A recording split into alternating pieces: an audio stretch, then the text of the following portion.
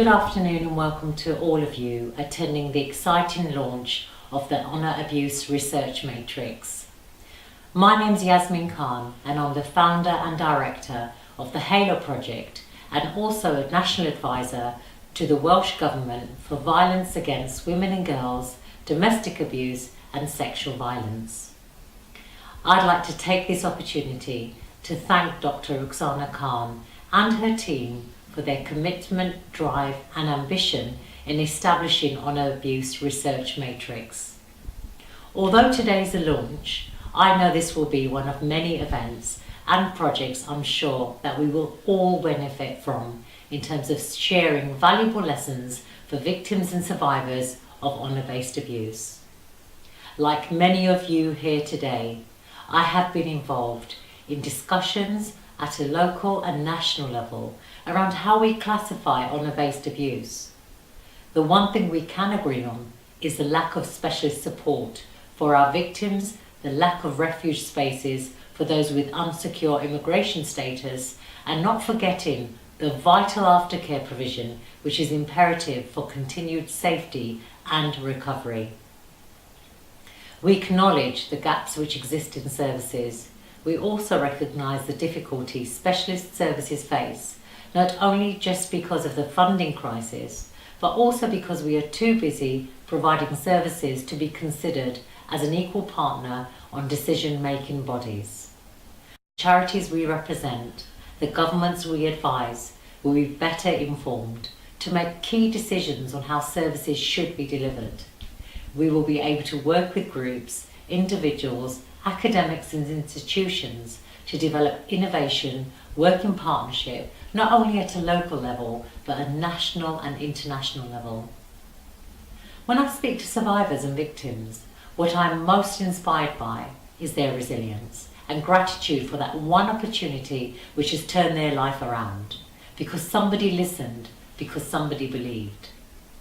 Collectively, we need to be better at providing evidence-based responses with survivors' voices at the heart of what we all do. We must work in partnership if we are to have a stronger voice for victims of honour-based abuse. Their journey may have started with us, however we may not be the end destination. This is where we can really start to influence services, a call for action, for national standards and a blueprint for how services should be delivered across the whole of the UK, so that our victims can avoid the postcode lottery of provision. Personally, I want to ensure those at risk of harm are also supported in the prevention of honour-based abuse. We need to recognise the lack of appropriate perpetrator programmes available. I believe the Harm Network can provide access and route ways to developing innovation. Today is a call for action, for us all to join the network so we can be better placed to continue providing quality services today and in the future, to be able to sustain and grow our provision to meet increasing demand and also the complexity of honour crimes.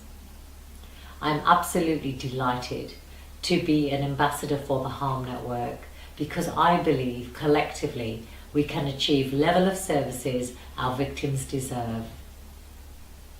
Thank you for listening and giving me the opportunity to be part of this exciting launch where we can start to build evidence and demonstrate a strong case for our victim needs. Being part of a professional network will benefit organisations like HALO, but also bring together and reshape national policies to reflect what works, because we have influenced their decision making through processes, because we're working in collaboration and we have the evidence base through research.